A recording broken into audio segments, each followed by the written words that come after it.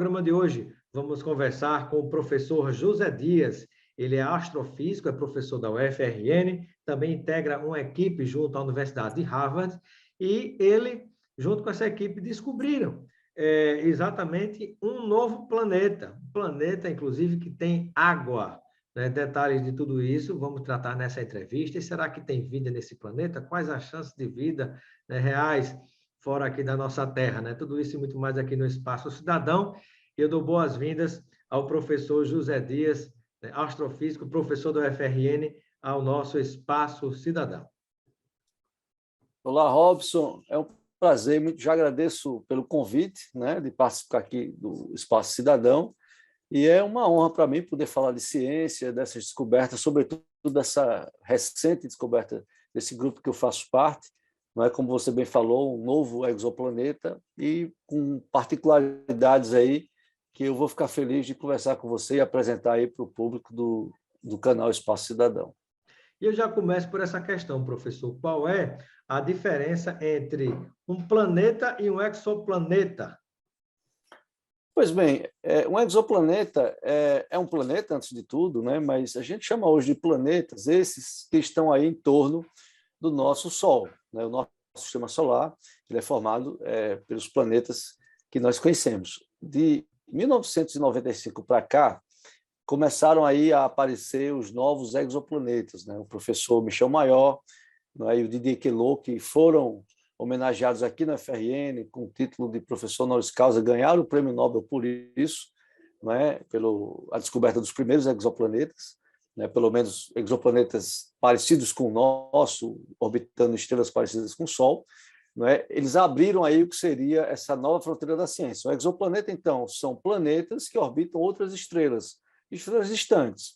Porém, tem um Outras detalhe galáxias, a curioso. gente pode dizer assim? Outras galáxias, eles podem estar em qualquer lugar do universo. Claro, em outras galáxias são poucos os que nós temos já descobertos, porque é muito mais longe, é muito mais difícil, mas algumas das técnicas elas conseguem desvendar esses exoplanetas, esses planetas em torno de outras estrelas, mesmo em galáxias próximas. E aí uma curiosidade, Robson, é o seguinte, é que tem alguns planetas que não têm estrela. Isso é uma coisa muito nova, porque a gente diz, não, então um exoplaneta é um planeta em torno da estrela. Nem sempre, a maioria tem a sua estrela, mas descobriu-se já alguns planetas que vagam soltos aí sem uma estrela. Então isso é muito interessante também. O Sol é uma estrela? O Sol é uma estrela, é uma estrela anã, né? Uma pequena Anã? estrela, na verdade, ela é anã.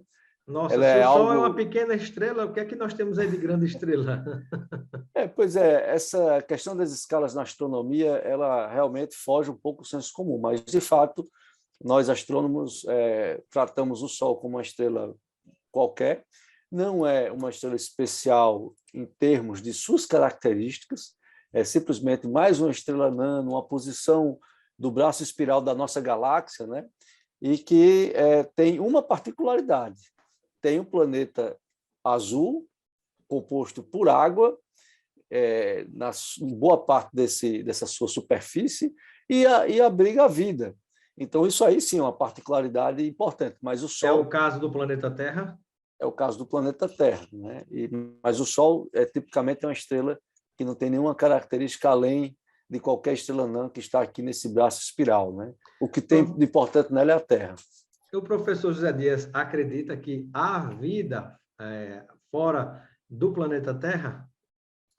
Olha, essa é uma pergunta, eu digo às vezes que é a pergunta de $1 milhão, né? Onde a gente chega, qualquer um pergunta. Então, assim, é importante falar para os nossos ouvintes aqui que quando o professor Maior descobriu o primeiro planeta, já existiam algumas tentativas, mas essa pequena revolução ela ainda começou em 1600 com Giordano Bruno, né? Quando ele colocou aí a cabeça para funcionar, leu alguns livros ali naquela época que era quase proibido ler alguma parte da literatura científica e propôs que deveriam haver outros planetas igual ao nosso. Giordano Bruno e Galileu, eles coexistiram nessa época, Galileu muito mais prudente, voltou um pouco atrás com a questão do Sol ou a Terra sendo o centro do universo, mas Giordano Bruno não. Ele disse, olha, eu acredito que deve ter sim vida e planetas. O pobre Giordano Bruno morreu, né, por não ter voltado atrás nas ideias. Passaram-se aí mais de 400 anos, até que a gente tem hoje essa segunda revolução, que é a descoberta dos exoplanetas. E, de fato, a gente pode dizer hoje, Giordano Bruno tinha razão, existem os planetas. Existe vida? Essa é exatamente uma das questões que a gente tem trabalhado e propondo aí, claro, vários cenários, não tem razão nenhuma para que se achar que a vida é uma realidade somente da Terra. Como eu estou falando com um cientista, um astrônomo, né, um pesquisador, né, a gente não pode falar aqui em crença. Eu acredito que tem, né? Crença a gente deixa aí no ramo da religião. Mas, assim, a sua impressão, né, pelo nível de conhecimento, de pesquisa que você faz, tem alguma voz lá dentro que diz, eu acho que tem? Intuitivamente, digamos que eu acho que tem. Aí o acho aí é pelo seguinte, é uma questão estatística, né? Porque nós temos aí que ver os passos, né, que têm sido dados através do tempo para se descobrir, por exemplo, novos planetas. Esses planetas possuem água, e água é um solvente importante para ter vida, né? Nós podemos conversar, por exemplo, sobre vida em diversos níveis, né? Um vírus, quando ele entra dentro do corpo, ele é um ser que não tem vida e começa a ter vida através dessa entrada. Uma bactéria qualquer. Então, você tem aí uma vida de uma forma simplista, que é simplesmente uma Pode ser cadeia que existam complexa. vidas em outras formas que não como nós, assim, com esse tipo de corpo, né? Seres humanos. Talvez não existam vidas humanas, por exemplo, como a gente conhece e como a gente se tem como referência, mas pode existir outras formas de vida. Se a gente imaginar, até aqui na Terra tem as vidas. Na Terra tem vida no ar, né? E tem vida dentro d'água, nos oceanos profundos, que a gente não vê, mas tem, tá lá, né? Isso, essa vida extrema, como a gente chama em astronomia, a gente chama às vezes até de extremófilos, né? Porque tem no fundo do oceano, sob alta pressão, na alta atmosfera, na larva do vulcão tem vida, tem cianobactérias que se alimentam ali de parte daquela larva Na vulcânica. larva do vulcão, Então, nossa. assim, você tem uma diversidade de vida que você acaba realmente entendendo que a vida ela precisa de muito pouco ali para se estabelecer. Mas esse muito pouco é ainda algo raro, né? Então, de novo, a gente acredita, né, que pela vastidão do universo, pela quantidade de possibilidades que nós temos em cada uma dessas estrelas, em cada uma das galáxias, estatisticamente é de se esperar que a vida possa ter florescido em outro lugar. Por outro lado, né, detectar uma vida, como você fala, como a nossa, organizada, complexa, aí é outro papo, né? Porque a gente realmente precisa entender que a vida ela pode ser muito simples, né? Inclusive um livro, para quem tem curiosidade sobre o tema, né, se chama O que é Vida, né? O que é vida? What's Life, do físico, né, Schrödinger, né, Everett Schrödinger, um físico escrevendo isso. Quer dizer, a primeira vez que aparece um livro, né, com essa descrição, o que é vida, e que alguém tenta organizar isso de forma científica, foi um físico. Né? Claro que os nossos queridos biólogos eles já tinham se debruçado sobre o tema, mas aí foi a primeira vez que se usou alguns conceitos. Né? A vida ela deve seguir alguns parâmetros para a gente saber o que é. E isso também, Robson, vem aí devido ao fato de que saiu aqui minha imagem, deixa eu só ver aqui. Pode falar, professor, estamos aí, ok. A vida, esse livro que é Vida apareceu na mesma época do sequenciamento do DNA, né? Ou seja, os anos 50 eles foram aí essenciais para esse tipo de pergunta, né? Saber se em que nível, se a gente procurar a vida, a gente vai encontrar é uma molécula complexa, é simplesmente um DNA de uma bactéria, ou a gente vai encontrar uma civilização como a nossa. Então, são várias questões. E a descoberta que a gente vai conversar hoje, né, que a gente do exoplaneta, né, é exatamente devido ao fato dele ter água. Então, vai nesse sentido, E a a água... questão da possibilidade de existir vida também, não é, professor? Mas talvez de uma maneira que a gente não consiga detectar. Não é? Porque não é, vamos dizer, seja invisível aos nossos olhos ou à nossa forma de conhecimento, entendimento, né? Nós não vemos o ar, mas sabemos que ele existe. Não vemos, pelo menos a olho nu, os vírus e as bactérias, mas a gente sabe que eles existem. Né? Então, talvez existam formas de vida que, digamos assim, o nosso corpo humano não, e os instrumentos que a gente tem, a tecnologia que a gente tem, não seja capaz de detectar, né? A sutileza da ciência está aí, né? Ninguém vai querer detectar ou fotografar uma vida. O que a gente precisa são, primeiro, de provas indiretas, né? Por exemplo, tem um pesquisador Loeb, né, lá de Harvard, que é muito famoso porque ele propõe que se detecte poluição, né? Porque a poluição, ela simplesmente é um traço químico, é o que a gente chama de biotraçadores. Então, na hora que você detecta a poluição e detecta, por exemplo, a molécula da água em vapor numa atmosfera exoplanetária, você está exatamente encaixado no sentido de discutir se tem ou não vida. Então, é o que nós podemos fazer agora. Então, não adianta sonhar, né? Essa busca tem que ser sistemática e a gente tem que escolher os bons alvos. Não adianta você atirar e procurar em qualquer lugar, você tem que ter um bom planeta, a boa observação, e a partir disso as suas chances pode ser assim um pouco diferenciada, né, para se detectar esses biotraçadores e chegar até a vida. Mas é aí nesse ponto que nós estamos. E nós já temos um nome atribuído a esse exoplaneta que o professor participou da descoberta, é um planeta que tem água. Pois é, esse planeta ele tem uma particularidade, e inclusive é importante aqui no nosso programa mencionar, né, é que não é o primeiro exoplaneta com água, existem outros. Porém, por que esse aí está fazendo esse barulho tão Porque é grande? importante, porque é que repercutiu na imprensa internacional, né? Pois é, né? Os grandes jornais todos falaram, no Brasil também, né? O fato é que nós temos um exoplaneta que ele não somente tem água, mas ele tem muita água e ele é uma terra com uma parte rochosa, né? Como a nossa Terra tem no núcleo, e uma parte líquida. Para te dar um número rápido, sem me detalhar muito, mas a Terra, se você dividir a quantidade de água da Terra pela massa do nosso planeta, é em torno de 1%. O que eu quero dizer é que todo esse oceano que a gente está vendo é uma camadinha, como se fosse uma cobertura de bolo. Né? Quando você olha para esse planeta e você faz a mesma conta, você divide a quantidade de água pela massa dele, nós vamos aí a 30%. Ou seja... Então, na verdade, a Terra não é o planeta Água, o planeta Água é esse novo planeta que foi descoberto. É esse aí. Né? Praticamente a Terra tem essa camadinha de água superficial, que já é muita água, né? E esse planeta tem 30% de água, ou seja, é um planeta oceano e um oceano profundo. Então é muita água. E isso já é uma coisa muito nova, porque nessa forma de ver o nosso sistema solar, nossa arquitetura, né? Quando você encontra um planeta desse, a primeira coisa que a gente se pergunta é: pô, e essa água da Terra, como é que ela veio? E como é que essa água foi parar nesse planeta? Como é que a água surge no planeta? Como é que o planeta se torna um planeta hídrico, né? E assim, todas essas questões elas aparecem a partir de um estudo desse, que muda um pouco essas perspectivas que a gente tinha. Quer dizer, a água na Terra, a gente entende que ou vieram com os cometas, ou já nasceu, a Terra já começou com água, mas é pouca água. A partir do momento que você tem um planeta com tanta água, é preciso explicar o que aconteceu nesse pedaço do universo, e de fato é surpreendente essa quantidade de água. E oxigênio, professor? Tem oxigênio nesse novo planeta que foi descoberto? Pois bem, esse planeta que você perguntou, eu esqueci de dizer o O nome nome do planeta, dele? na verdade, é o TOI 1452b. Uma coisa TOI interessante, 1452.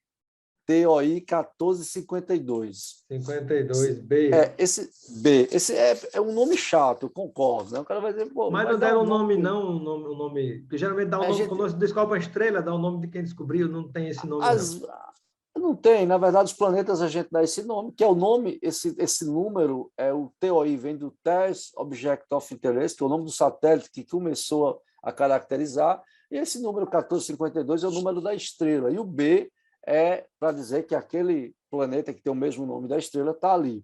Mas é como lá no livro do Pequeno Príncipe, não sei se você lembra, mas B612, né? o B612 era um número e não um nome, né? Essa é uma característica dos cientistas. Mas, pois bem, nós não sabemos ainda quais são os elementos que tem. Tem atmosfera, possivelmente, essa atmosfera precisa ser caracterizada. E aí entra o que vem depois desse estudo, porque agora nós localizamos o planeta.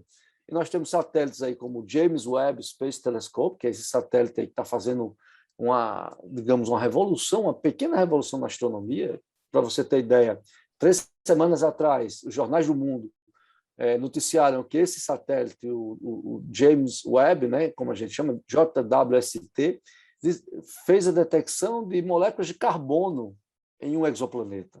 Né? Não O que nesse, mas em outro. significa descobrir moléculas de carbono em um exoplaneta? Significa basicamente que não somente tem atmosfera lá, como alguns elementos, Que são prova de algumas vida. moléculas não são ainda prova de vida, mas nós temos ali o CO, o CO2, nós temos ali O gás moléculas carbônico. que são mais complexas do que simplesmente você encontrar o oxigênio, como você falou, ou simplesmente o carbono na sua forma mineral. Ou seja, Então, a o gente gás tem ali uma... carbônico que seria, desculpa a minha ignorância, se eu estiver errado, me corrija. O gás Não, carbônico que seria já um gás transformado, ou seja, algum processo acontece ali que gera o gás carbônico, né? nós temos ali Um exatamente indicativo de poluição, por exemplo, como é o caso do por Brasil. exemplo, um metano, né, lá, o CH4, que já é mais complexo que, obviamente, o gás carbônico, ou o CO, simplesmente, mas é exatamente nessa direção. Então, o James Webb ele mostrou que é possível detectar já as moléculas, as junções de carbono com oxigênio. Então, claro, não foi ainda um planeta do tipo Terra e não foi o nosso planeta Água, mas eles já deram um tiro, digamos assim, como a gente diz, astronomia, já deram uma observada lá com todo o aparato nessa estrela, nesse exoplaneta, na relação entre o sistema. E aí está aí publicado e várias pessoas comemoraram, porque foi a primeira vez que se detectou esse tipo de molécula na atmosfera do exoplaneta. E E a nossa como estrela... esse exoplaneta foi descoberto, né, com um percentual gigante de água, muito mais do que a própria Terra, ele passa agora a ser talvez o centro das observações para várias outras pesquisas, né? Exatamente, essa é uma das perspectivas que já está ocorrendo, porque tão logo o artigo foi publicado, os outros grupos que aí vão fazer agora a análise da atmosfera, que já não é o mesmo grupo de cientistas, às vezes a gente participa das duas coisas, às vezes não, porque tem grupos que são mais especialistas em um determinado tipo de análise, mas esse planeta já está na lista dos alvos para tentar se detectar moléculas mais complexas. E quem sabe não vai ser exatamente nesse planeta oceano que vai vir uma dessas detecções aí que vai revolucionar o pensamento humano, Robson, porque, olha, eu falo com meus alunos, né, sempre Perfeito. nos seminários, as duas grandes questões da humanidade são, a primeira que eu considero é, existimos? Porque essa realmente, se você não existe, se você não tem consciência da existência, o que vem depois não Não importa. importa. Mas uma vez que a gente está aqui consciente que existe, você, eu, todo mundo, as pessoas que estão nos assistindo, nos escutando, a segunda questão é, nós existimos sozinhos? Né? Então, essa é de uma ousadia, essa pergunta, porque aí você vai ter que juntar todos os elementos que a gente observa na nossa Terra, no nosso sistema solar, no nosso E aí, entorno. quem somos, de onde viemos e para onde vamos, né? Porque, inclusive, se a gente sai do corpo físico e pensa na questão espiritual, né? Porque alguns acham que nós somos corpos que têm espírito, né? Particularmente penso que somos espíritos momentaneamente dentro de corpos. Talvez a gente vá para outros lugares com outras formas de vida, não sei, né? A existência ou não de outras formas, né, digamos, de transformação do que é matéria e energia, né, o que a gente chama de alma, o que é alma, né? Essa é uma pergunta quase que está ali. A física ela trata isso como metafísica, né? Então, desde a época dos gregos, nós temos a física, que é objetiva, são os cálculos, as detecções, e a metafísica, que está além da física, que vai desde a filosofia, sobre exatamente questões assim. Mas veja só, quando a gente vai para... Não vamos muito longe, vamos para 600, 500 anos atrás, a própria física fez experiências para a detecção da alma, né? Se colocar uma pessoa dentro de alguns experimentos para ver se quando morria existia ou não a alma, o que acontecia na morte. Então, assim, o cientista ele está sempre buscando esses limites, né, para se entender o que nós somos, o que acontece com o corpo, com a matéria, quais são os limites da nossa existência, né? Então, essa descoberta ela não vai no sentido, obviamente, ainda de responder tantas questões, mas um ponto ali ela traz, quer dizer, um planeta repleto de água e uma arquitetura muito diferente do que nós temos no sistema solar e que traz aí o que eu chamo também de uma espécie de diversidade cósmica, né? Que também isso é muito legal de ser dito. Nós temos um sistema solar que é único, é raro, e assim, quando a gente olha, praticamente não se encontra coisa parecida, né? Não se tem... Esse novo planeta, esse novo exoplaneta, ele está fora do sistema solar. ele está fora, ele está a 100 anos-luz, né? 100 anos-luz aí é uma unidade que os astrônomos usam, uma unidade de distância, isso, um É ano-luz, impossível ser visto a olho nu, por exemplo. ele é impossível a ser visto a olho nu, ele é muito fraquinho, existem outros planetas Mas o tamanho dele é maior, muito maior do que a Terra, só que não é possível ser visto pela distância? ele está entre a Terra, o planeta esqueça, porque ele é a estrela já não dá para ser vista, certo? A própria Aham. estrela já é muito fraquinha. E o planeta está em torno da estrela, e ali aqui você não vai ter, porque um planeta não tem luz própria. O que a gente detecta, no caso aí, primeiro é a passagem do planeta na frente da estrela, então nós temos aí o satélite que fez a detecção, que chama TESS, um satélite da NASA, junto com o MIT e outras Ele instituições. tem, Então, ele tem rotação e translação, como tem esses movimentos dos planetas? o planeta tem rotação e tem translação. A particularidade é que o ano lá dura somente uma dezena de dias, né? Ele está Um muito ano dura rápido em torno 10 da dias. estrela. Dura 10 dias, né? O que nós passamos aqui E essa 365 estrela é dias para como um fazer. Sol, que também aquece ou não? Essa estrela é como o Sol, na verdade é um pouco mais fria, mas o planeta está numa posição em que a água está no estado líquido. É um planeta Então não equatorial, a existe gente diz só um assim. Sol no universo, existe mais de um Sol, digamos assim. Cada uma dessas estrelas da nossa galáxia são sóis. Você olhar para o Sol hoje à noite, se você olhar para o céu, você vai ver as estrelas que são sóis que estão distribuídos na Ah, galáxia. então elas não estão Essas refletindo a luz do Sol, não. Elas são pequenos sóis. são sóis, pequenos não, Nossa, muitas vezes são muito grandes. maiores do que o nosso. São Nossa. sóis, são estrelas. E essas estrelas, elas podem ter planetas, né? Algumas já têm, nós sabemos que até uma boa parte tem, nós estamos aí com a quantidade Mas elas razoável de são planetas. quentes, como o Sol? Algumas, o Sol tem em torno de 6.000 Kelvin, algumas são mais quentes, outras são mais frias, outras estrelas são mais frias do que o Sol. No caso particular dessa aí, nós temos uma estrela que é um pouco mais fria. Professor, e nesse mundo que a gente vive, né, com tanta notícia falsa, com fake news, com pessoas dizendo que a Terra é plana, né, que o homem nunca foi à Lua, eu gostaria que você, com toda a sua experiência, desse uma palavra para dizer de onde a gente pode conseguir afirmar, provar, né, que todas essas coisas são verdadeiras, né? Até recentemente surgiu uma determinada fotografia dizendo que era, acho que uma estrela, um planeta, não sei o quê, e na verdade era uma invenção que se propagou como se fosse, né? Aí, às vezes alguém pode dizer, isso é mentira, vocês estão dizendo que que encontraram um planeta não sei onde que tem água, isso é mentira, isso não existe, isso é uma foto que inventaram, que criaram, né, tempos atrás. Às vezes, quando se queria desviar o foco da humanidade de conversas sobre a história da guerra, sobre grandes dificuldades econômicas mundiais, aí se puxava a história de ET, de não sei o que mais lá, né, para tentar desviar o foco das atenções da humanidade, né, para coisas sérias e importantes. E nesse caso específico, o que é que a gente pode dizer, né, sobre essas descobertas? Essa é uma excelente questão e um assunto que, de fato, eu me interesso também, que é essa narrativa que aparece de tempos em tempos, sobretudo hoje com essa conexão tão acelerada, né, que a internet trouxe, as mídias alternativas, os telefones, etc. Não sei se você lembra, só para te dar uma das coisas que me interessou recentemente, o governo americano lançou aí a possibilidade de abrir os arquivos secretos sobre os OVNIs que aconteceram nos últimos 50 anos. Claro, não tem nada provado, mas eles deram essa notícia, nós vamos abrir. E, na verdade, essa abertura não apareceu muita coisa, mas todos os jornais do mundo, praticamente, noticiaram isso. Apareceu até uma fala do presidente Obama falando isso. A pergunta é, claro, você como jornalista, eu como cientista, o que está por trás disso, na verdade? Então, quem está no meio da informação sabe que nós temos hoje 2 aviões que competem, um avião russo, um avião americano, que são esses aviões ultra secretos, coisas que desviam de radar, enfim, que têm uma tecnologia de apagar, de se apagar, digamos, do ponto de vista de sinal.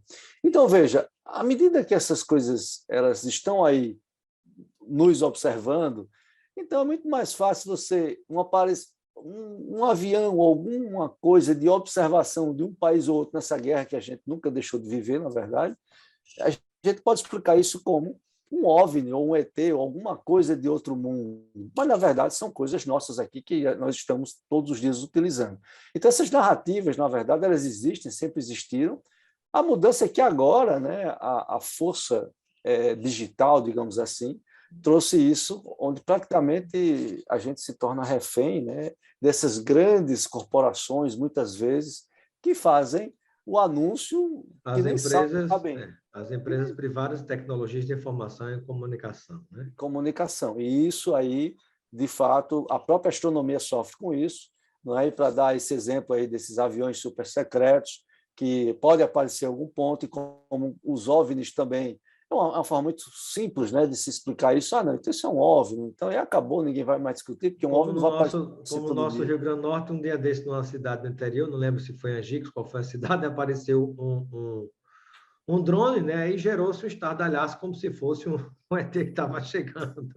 Acho que ali por ali perto É, do Pico do Cabugi, em algum lugar desse tipo, né? pois é, essa questão da a fake news ela veio para ficar. Mas, de fato, por outro lado, né, o papel da ciência, o papel do cientista. Então, agora, durante a Covid, nós trabalhamos também nessa frente, né? Olha, o que a gente sabe, o que vamos, enfim, trazer uma informação de qualidade, que tipo de informação pode atingir ali a pessoa da nossa comunidade, da nossa sociedade, que precisa tomar decisões baseadas no que a gente sabe sobre a ciência. Então, eu acho que o cientista ele acabou, na verdade, tomando uma posição, um lugar aí de fala muito importante nesses últimos anos também, onde a gente não via o cientista falando de outros temas e trazendo aí as hipóteses, né, que ele traz consigo, né? Ou seja, o cientista ele acaba utilizando um método científico, né, na sua vida. Então, a cada momento a gente vai para o supermercado, implicitamente a gente usa o método científico, né? Então, quando a gente se comunica, quando a gente fala de alguma coisa, a gente está levando ali também um pouco desse método científico, que é algo realmente estruturado, precisa da dupla verificação, análise dupla de cegos, muitas vezes, né? Onde duas pessoas precisam confirmar a mesma coisa para a gente poder entender que não é um artefato de um experimento que foi feito só em um lugar. Então, a ciência ela tem isso, e, de fato, é uma das coisas ainda preciosas que a gente tem para acreditar hoje em dia. Muito bem. E para finalizar, professor, você gostaria de complementar com alguma informação importante sobre essa descoberta, né, descoberta de um novo exoplaneta, né, que está fora do nosso sistema solar, né, que inclusive tem muito mais água do que a própria Terra. Então, eu queria deixar esse momento para que você pudesse, né, compartilhar, né, algo que você considera importante, que a gente, porventura, não tenha falado ainda na entrevista. Pois não, Robson, claro, antes de mais nada eu agradeço, né, a possibilidade de estar aqui falando com você, com o público, ouvintes, pessoas que estão nos assistindo. Esse exoplaneta ele teve esse diferencial de não somente ter água, mas ter uma água abundante, né? Ele muda a nossa visão sobre o nosso próprio sistema solar, apesar de nós termos outros exoplanetas com água, mas esse é completamente diferente por ter essa quantidade, ser um planeta rochoso. Não é? Eu trago aqui ainda, para terminar, não é, digamos, a informação de que nada teria sido feito, né, sem a pesquisa básica na universidade pública. Né? Nós temos hoje o nosso MCTI, o nosso CNPq, né, mas nós temos uma situação sofrida. Né? Então, é importante que nos próximos A anos e ciência, a até... tecnologia e a educação do Brasil sofreu duros cortes nesse atual governo Bolsonaro e, por pouco, o orçamento das Forças Armadas não ultrapassaram o orçamento da educação do país. Isso é um terror. Exatamente. Então, assim, eu vou no sentido de, né, novamente, repetir o que eu tenho falado por aí, que se pense, nós estamos novamente numa transição, né, onde o país pode ir para um lado e para o outro. Nós estamos exatamente esse momento, é o momento de se refletir o que é que nós queremos para o nosso Brasil. Saber que pesquisa, educação são, de fato, ações revolucionárias, são ações que mudam, que transformam um país. Né? Então, a gente está vendo esses exoplanetas, nós estamos falando de equipes suíças, de equipes americanas, francesas, porque o investimento lá, na verdade, foi constante, foi contínuo através de décadas, né? E é isso que a gente espera para o nosso país. Então, eu deixo aqui a minha mensagem: ciência é importante, né? E sem ciência, possivelmente a gente não vai ter futuro nenhum como um país, digamos, estruturado, né? Um país que vai escolher um pouco como vai viver no futuro, né? É isso aí. Ok. Muito obrigado, professor José Dias, astrofísico do Departamento de Física da UFRN, também em conexão com os pesquisadores da Universidade de Harvard, e que conheceu, que descobriu, né, um novo exoplaneta, né, com muito mais água do que a Terra. Muito obrigado. Eu agradeço. Até mais.